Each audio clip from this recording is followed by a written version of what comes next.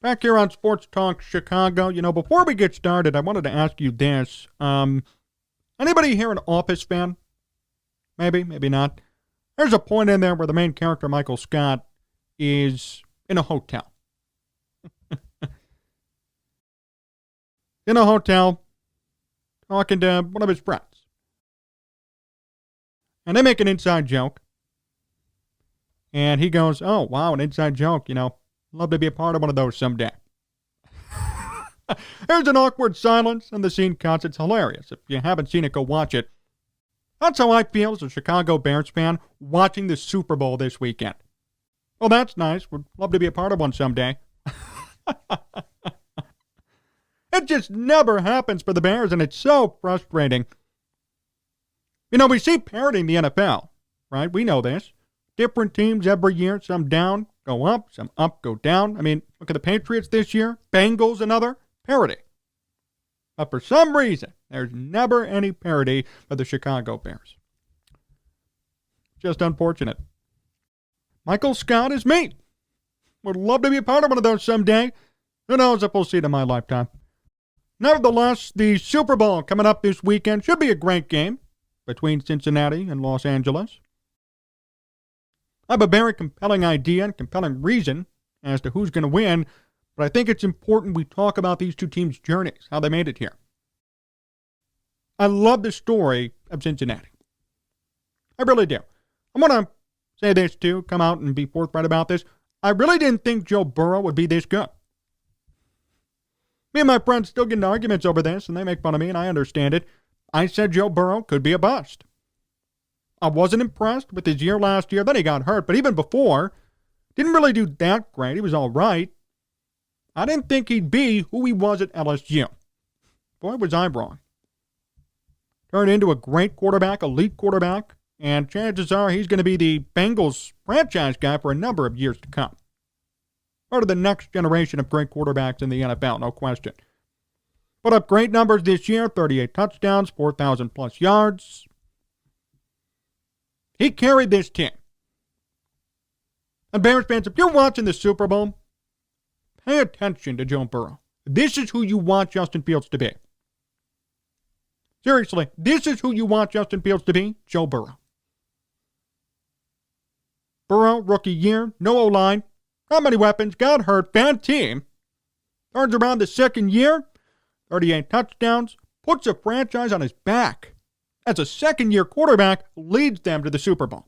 I'm not saying Justin Fields needs to do that next year, but at some point he will be expected to. At some point, Justin Fields will be expected to be Joe Burrow. If he's not, going to be a bust.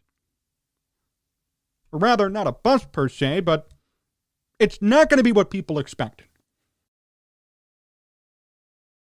When Justin Fields was drafted, the goal was Super Bowl. Franchise quarterback, 10 to 15 years, great player. Joe Burrow, who you want to model that after.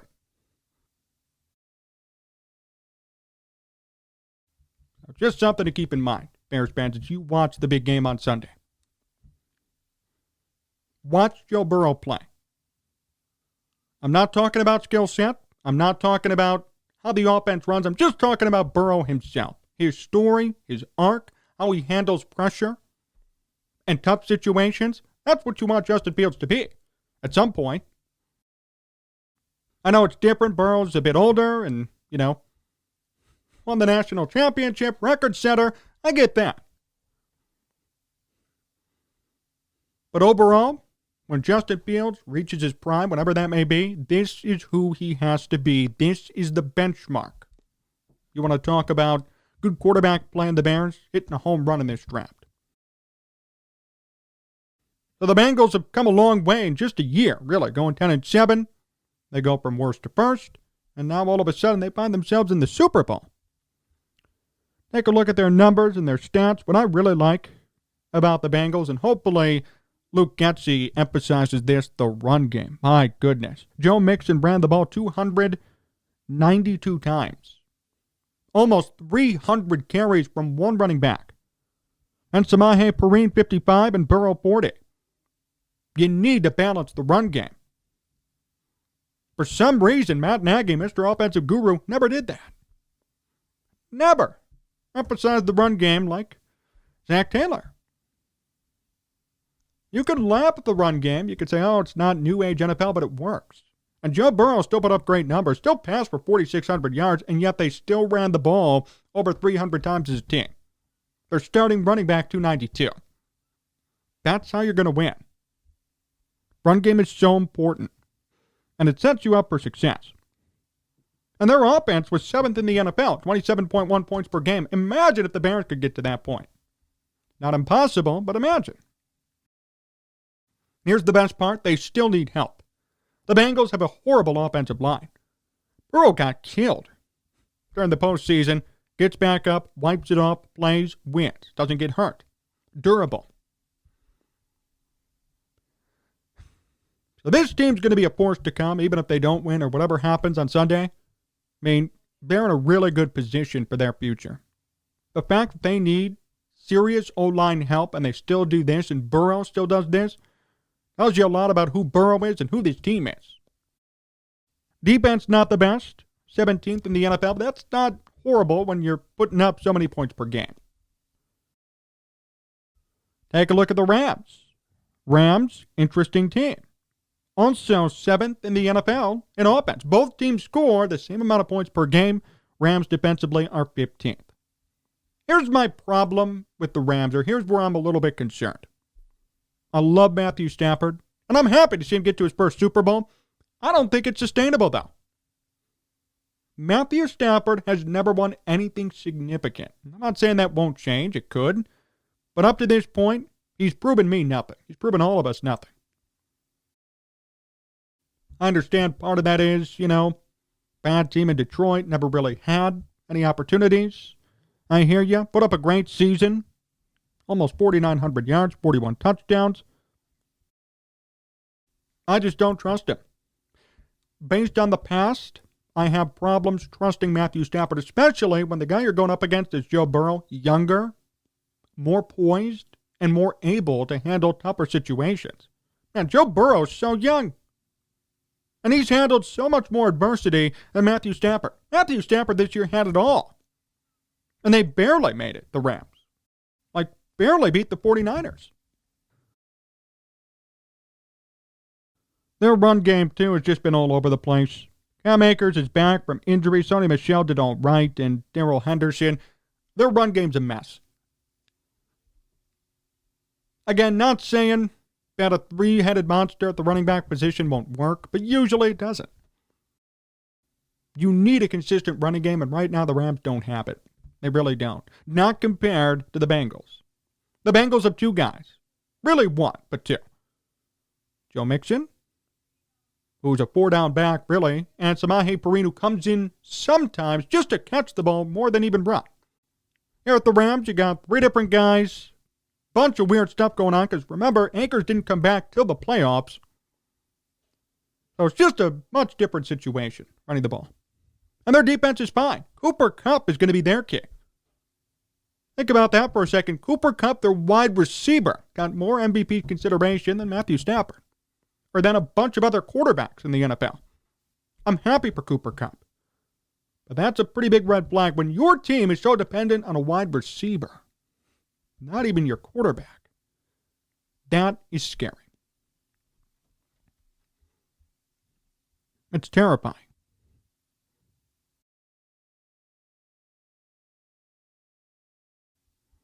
That's going to be the problem. I mean, when your number one guy is your wide receiver, when he got more MVP consideration than your quarterback, that should be scary. That's the Rams' reality here.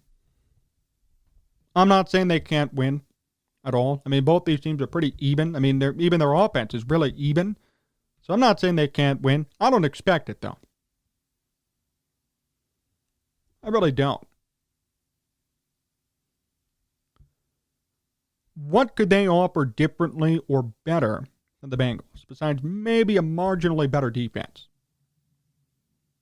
The Bengals, yes, have a better quarterback. Have a better run game, too. Maybe the Rams have better wide receivers, better O-line, and a marginally better defense. But Joe Burrow has proven all year that he's ready for the big stage.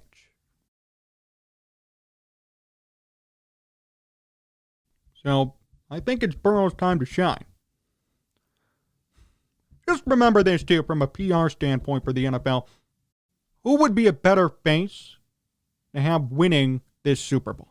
I mean, think about what's happened in the NFL the past couple of weeks. All these old quarterbacks, the old generation, they've retired, they're gone. Brady, gone. Roethlisberger, gone. Rivers, gone. Breeze, gone. This old generation of quarterbacks that we all grew up and loved are gone. They're all out. Matthew Stafford's going to be 34 here. I mean, his career's numbered, really, when you think about it. Maybe a couple years left. What would be better from an NFL standpoint? Everybody loves Joe Burrow, young kid, great story to come back from a season-ending injury and do what he's done. And remember, if he wins, there's always next year. Burrow has at least 10 to 15 years to go. At least. It's his second year in the NFL. Matthew Stafford, not so much. From the NFL's perspective, it'd be better if Joe Burrow won. It would be. To me, it would be. Be a better image and an easier thing to sell to their fan base. Hey, new generation of quarterbacks. Now Burrow is like Allen and Mahomes. Potentially Fields. Potentially all these rookies. Lawrence. Potentially, if they could get better. They want to sell youth. That's just a fact. They want to sell youth to their fan base. They don't want to see some old quarterback winning. After all these retirements, I don't think so. I'm not suggesting anything's going to be fixed. I'm just talking about from the NFL standpoint, who would be better to win? I think Burrow would be. For an image, from a PR standpoint, Burrow would be the obvious answer. If you put all this in mind, I think the Bengals are going to pull this one out. I'll predict a score, too. See what happens. I mean, could be wrong, could be right. I'm saying 35-31. 35-31 Bengals win. Not going to be a blowout. It's going to be a close game. I fully believe that. But the Bengals will pull it out in the end. They're an underdog right now, +4. And I think they win by 4. The other way around. That's my pick. But Bears fans, as you watch the Super Bowl, you think, damn, I wish we could be here. Pay attention to Joe Burrow. Pay attention to both teams, really. That's what I'm going to do. I'm going to watch the Super Bowl with the intent of what do the Bears need to get to this point? What do both these teams have that the Bears don't have? Number one is quarterback, and I'm not saying Justin Fields is bad. What I'm saying is pay attention to Joe Burrow and understand that this is who Justin Fields needs to be. Not stylistically, but persevering, enduring. Burrow getting hurt, having no O-line. Even this year, having no O-line, put up great numbers. Put a franchise on his back. Didn't complain, didn't worry about it, did it. Succeeded. Even if they lose, this is a big success for the Bengals and for Burrow and for the rest of his career. That's what we want from Justin Fields. That's what everybody wants. Does he have the ability to put the team on his back? We don't know yet. Truthfully, we don't. Does he have the ability to overcome maybe a bad O-line? Not yet. Does he have the ability to bounce back his second year? We don't know. We'll see it. Can he endure and persevere? These are all big questions. Questions more so of character than even, again, stylistically. But it's important. That's what we have to watch out for here. You know, when I was a kid, I used to hate watching the playoffs for any sport. And if the Cubs weren't in it, White Sox, Bulls, Bears, I'd have no interest. I'd be like, well, not going to watch these other teams when my team isn't in it. Now, though, my philosophy has changed. It really has. There's a point. There's a reason to watch these games when your team isn't in it. It gives you an opportunity to see what they have and what you don't. This whole game, when I watch it, I'm going to think, what don't the Bears have? Why are they here? What could the Bears do to get to that point? I'll tell you right off the bat, offense. Both teams averaging 27 points per game. That has to be better.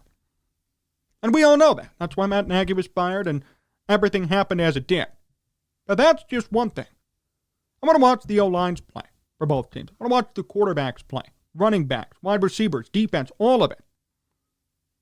I want to see what makes these two teams so special. What brought them all the way here? And why haven't the Bears been there in so long?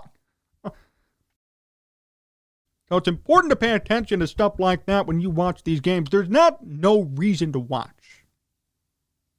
It's not true. There is a reason. You're a studious Bears fan. What don't the Bears have? What do these teams have? And how could the Bears get to that point? Thanks for watching today's show here at BPOD TV, channel 59.3 in Roku. Really appreciate the time. Remember, you can follow me on Twitter and Instagram at Jon Z Sports and on Facebook, Jon Zaghloul. You want to watch more of this show? Search up Sports Talk Chicago, Apple Podcasts, Spotify, YouTube, and sportstalkchicago.com. And make sure you tune in every night at 10:30 right here on BPOD TV. So long, everyone.